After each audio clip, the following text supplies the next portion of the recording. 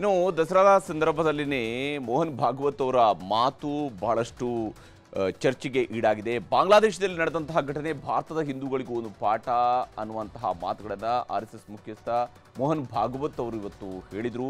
ಹಿಂದೂಗಳೆಲ್ಲ ಒಗ್ಗಟ್ಟಾಗಿರಬೇಕು ಅನ್ನುವಂಥ ಮಾತನ್ನು ಕೂಡ ಇದೇ ಸಂದರ್ಭದಲ್ಲಿ ಹೇಳಿದ್ದಾರೆ. ಕೋಮುಗಲಭೆಗಳು ವ್ಯವಸ್ಥಿತ ಪಿತೂರಿ ಅಂತ ವಿಪಕ್ಷಗಳನ್ನು ಕೂಡ ಇದೇ ಸಂದರ್ಭದಲ್ಲಿ ಅವರು ಟೀಕಿಸಿದರು. ಮೋಹನ್ ಭಾಗವತ್ ಮಾತಿಗೆ ಸಿಟ್ಟಾದ ಖರ್ಗೆ ಮೊದಲು ಬಿಜೆಪಿಗೆ ಬುದ್ಧಿ ಹೇಳಿ ಅಂತ ಹೇಳಿದ್ದಾರೆ.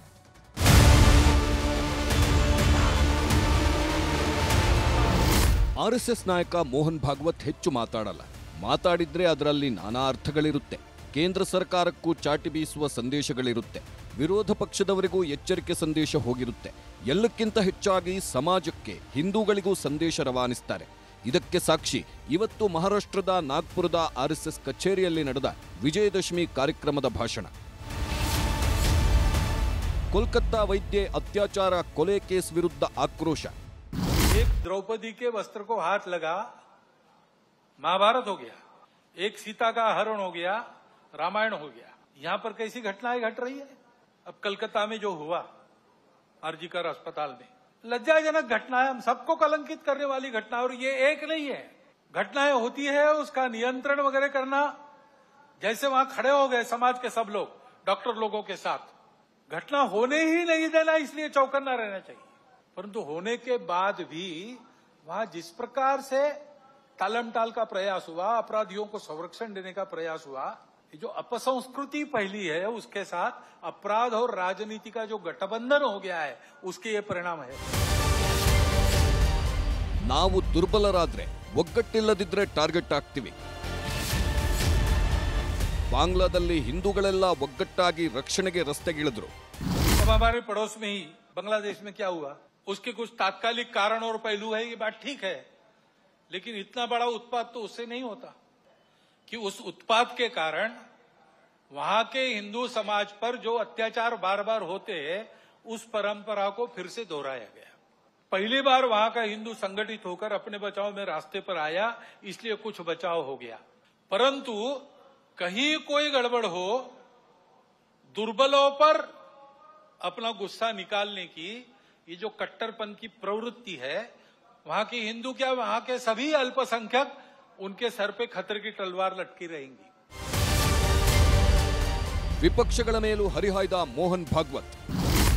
संघर्ष उत्पन्न करना, टकराव की स्थिति उत्पन्न करना, लोगों को उग्र बनाना, व्यवस्था, कानून, सत्ता, प्रशासन, इन सब के प्रति अश्रद्धा, अनादर का व्यवहार सिखाना, इससे उस देश पर बाहर से वर्चस्व चलाना आसान होता है। अथवा दलों के स्वार्थ समाज की सद्भावना और राष्ट्र की एकात्मता को गौण बनाकर चलाए गए, तो फिर किसी एक का पक्ष लेके उनके पीछे खड़ा रहना, खुद मैदान में नहीं आना, अल्टरनेट पॉलिटिक्स ऐसा कहते हैं, पर्यायी राजनीति। ಪ್ರತಿಯೊಬ್ಬರ ಜೀವರಕ್ಷಣೆ ಅವರವರ ಅಧಿಕಾರ. ಸಂಚಲನ ಸೃಷ್ಟಿಸಿದೆ ಮೋಹನ್ ಭಾಗವತ್ ಮಾತು. अपना और अपनों का प्राण और चीज वस्तु, इसकी रक्षा करना, ये अपना अधिकार है, मूलभूत अधिकार है। बातें प्रशासन को, पुलिस को करनी है, उनको ही करनी देनी चाहिए। उनके आते तक अपने प्राण को बचाना, अपनों के प्राणों को बचाना, ये अपना अधिकार है। उसके लिए समाज को सजग रहना पड़ेगा। सजगता से होगा ही नहीं, हो गया तो सन्नद्ध भी रहना पड़ सकता है। मैं वर्णन सारा किसी को लड़ाने के लिए नहीं कर रहा हूं, डराने के लिए भी नहीं कर रहा हूं, ये परिस्थिति है। ಮೋಹನ್ ಭಾಗವತ್ ಅವರ ಒಂದೊಂದು ಮಾತು ಇಂಡಿಯಾ ಕೂಟದವರನ್ನ ಕೆರಳಿಸಿತ್ತು. ಎಐಸಿಸಿ ಅಧ್ಯಕ್ಷ ಮಲ್ಲಿಕಾರ್ಜುನ್ ಖರ್ಗೆ ಭಾಗವತ್ ಅವರ ಮೇಲೆ ಸಿಟ್ಟು ಹೊರಹಾಕಿದ್ರು. देश में यूनिटी चाहते हैं, वो पार्टी जो डिसयूनिटी चाहती है, उस पार्टी को सपोर्ट करने वाले आप ही हैं, भागवत जी ही हैं। पहले कहां से शुरू करें, संविधान बदलने से शुरू करें, रिजर्वेशन निकालने से शुरू करें, हिंदू मुसलमानों के बारे में अलग अलग बात की।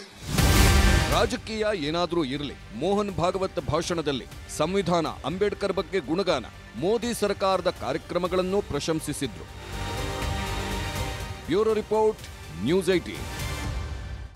ಇರಾನ್ ಇಸ್ರೇಲ್ ನಡುವಿನ ಸೇಡು ಕಡಿಮೆ ಆಗ್ತಾ ಇಲ್ಲ. ಇಸ್ರೇಲ್ ಹಾಕ್ತಾ ಇರುವಂತಹ ಬಾಂಬ್ಗಳಿಗೆ ಲೆಬನಾನ್ ತತ್ತರಿಸಿ ಹೋಗ್ತಾ ಇದೆ. ಹಿಜ್ಬುಲ್ಲಾ ಉಗ್ರ ಸಂಘಟನೆ ದಿನದಿನಕ್ಕೂ ಕೂಡ ನಿರ್ನಾಮ ಆಗ್ತಾ ಇದೆ. ಈಗ ಇಸ್ರೇಲ್ ವಿರುದ್ಧ ತಿರುಗಿ ಬಿದ್ದಿರುವಂತಹ ಇರಾನ್ ಇಸ್ರೇಲ್ಗೆ ಬೆಂಬಲ ನೀಡುತ್ತಿರುವಂತಹ ರಾಷ್ಟ್ರಗಳಿಗೆ ತೈಲ ಬಾಂಬ್ ಹಾಕುವ ಎಚ್ಚರಿಕೆಯನ್ನು ನೀಡಿದೆ.